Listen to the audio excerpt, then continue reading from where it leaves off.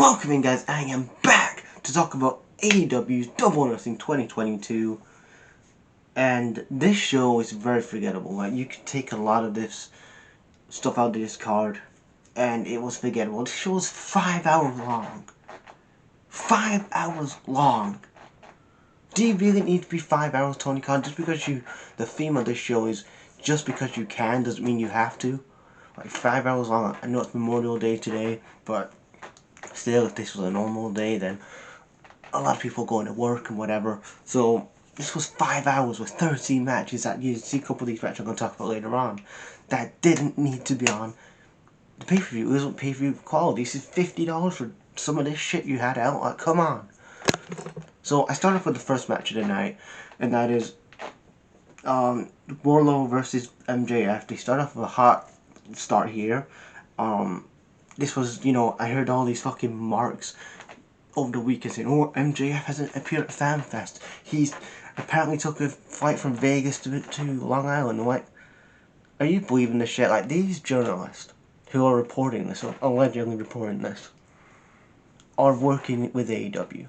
They're on the inside. Your Sean Ross Apps, your Alvarez, your Meltzers, whoever. They're paid by AEW. So they're not going to say anything what's true. They just want to feed you a narrative. And this whole thing of MJF and Tony Khan have had a little falling out because he's mentioning WWE. He's leveraging his career. Like, if you was in a normal job, you would do that anyway. It's not about 2024. He's looking for better money now. Should he sign that big 5-year deal back in 2019? Maybe not, but he's trying to leverage himself for better money. But yeah, Warlow squashes him in this match, and he becomes a full-time AEW member. Then we had the Hardys versus the Young Bucks. Again, this match had a really lack of build. If the whole build of this whole Bucks versus Hardy feud was basically on BTE. Like, you should, and this is my problem with Tony Khan, is like, if you want people to care about the feuds, show clips of BTE, and like, why are you having your audience try to research all this shit, and you're not explaining it well on TV? Like, the announcers should be doing their job, like Excalibur, Tony Schiavone, JR, and say, if you check out BTE, you don't know what's going to happen on their YouTube channel. And they show this clip of the Hardys trying to... So basically the whole feud was that the Hardys were trying to get the Bucks of old, where there was dicks and whatever. And basically on TV only got 2 weeks to build. They have the match. This match was really bad. The Hardys were showing their age. And yeah, the Bucks tried to carry them in the match, but they only could do so much. But the Hardys defeated them. Jeff was really blown up in this match, but they get the win. Jade Cargill versus Anna Jay is another thing I complained about when I was doing a pre-show. Like, what warrants Anna Jay getting a title match? Like, she's had a couple of wins on Dark and Elevation, and automatically that she's now contender for Jade Cargill on the women's title. But Jade Cargill gets the win. Then we have Malcolm Bivens, the former Diamond Mine member. He is now signed with AEW. And then we have Athena, aka Ember Moon. She is now in AEW. And again, why you keep signing loads of talent, Tony Khan? You can barely feature your women you have now. Now you're going to have Athena for a couple of weeks. Oh, the buzz is Athena. And then she's going to be jobbing out on Dark and Elevation. And then you're going to have this graphic of she's got YouTube wins, but when was her last TV win? And this is what I mean with this whole energy thing. But Jade Cargill gets the win and retains her TBS title.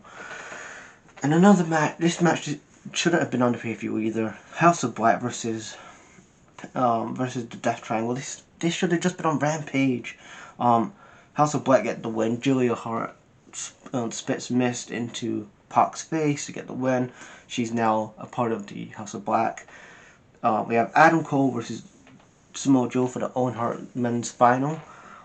This match was mixed. I know that this is the first time they've wrestled each other, but I felt like this match was very rushed, very mixed. But Adam Cole got the win, and he won the Owen Hart men's final. Then we have the women's final after that, which is Dr.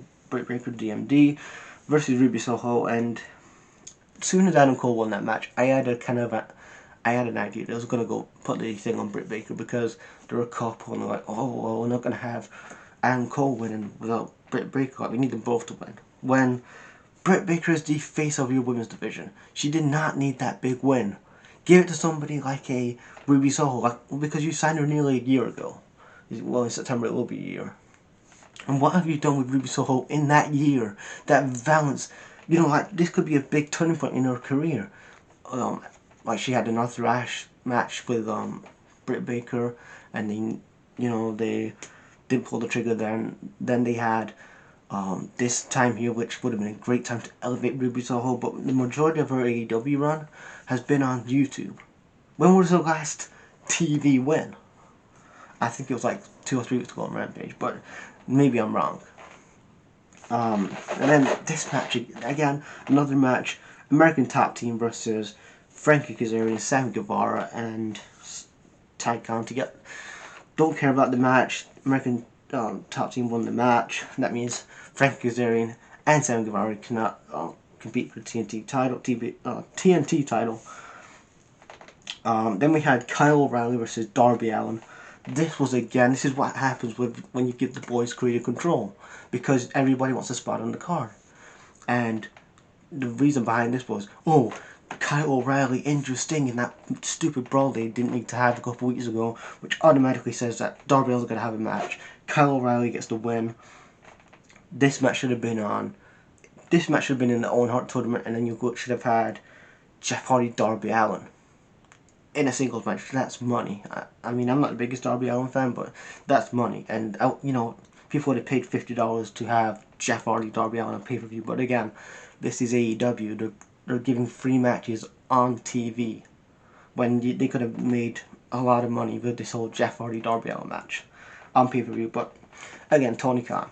But then we have Thunder Rosa versus Serena D. Again, Thunder Rosa's women's title reign. I said this on the predictions video I did. Very forgettable. She had that stupid segment with Dustin and Serena D a couple weeks ago, and ever since then, her title reign has been really mid. And she's had a couple of interviews with Tony Khan, like, Tony Khan's like, oh my god, we're near the end of the show. We actually have an AEW's women's champion. Shivani, you interview Thunder Rosa and make it good. And then, like, why? This is why some of the wrestlers in AEW need writers, because this creative freedom does not work for every single wrestler. Then we had the Jericho Appreciation Society versus Mox, Kingston, Santana, Ortiz, and Bryan. This was one of the best matches of the night. I loved the whole thing. The one thing I didn't get is, like, they had Mox's music playing the majority of the match. But this was a fun match. You had all the shit going down. You had gasoline. Everything was going down. Jericho's Appreciation Society gets the win because they choke out Bryan. He passes out, gets the win. Then we have the Jurassic Express versus Keith Lee and Swerve Strickland versus Team Taz's Powerhouse Hobbs and Ricky Starks. And this was, like, at this point I was ready for the show to end, like, just end the show already. And Jurassic Express get the win. They retain their titles. No Christian heel turn yet. Then we get to the main event: CM Punk versus Hangman Adam Page. This went 25 minutes. This was a really fun match. I really enjoyed this match. A lot of good counters back and forth. CM Punk wins with a GTS. The ref takes a bump, but Punk gets the win. He's your new world champion. And that is my Double or Nothing 2022 review. And I'm happy that Punk's champion.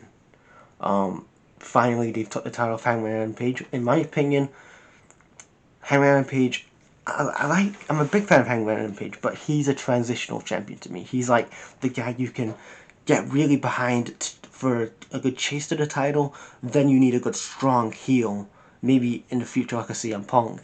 that can take that title off him, and then you have a strong heel champion. Hopefully, this Wednesday on Dynamite, Punk turns solely heel, because I know that the last few weeks they've been teasing a bit of a handshake thing. Maybe Punk knocks him out after the handshake, and then that's how the heel turn starts. But Punk needs to go heel. He's been in AEW a year now, and nearly a year, and this whole babyface run, I'm happy to be back. Cut the bullshit, Punk. You want to be a dick. You want to be this fucking dick on Twitter who's feuding with Eric Bischoff on Twitter.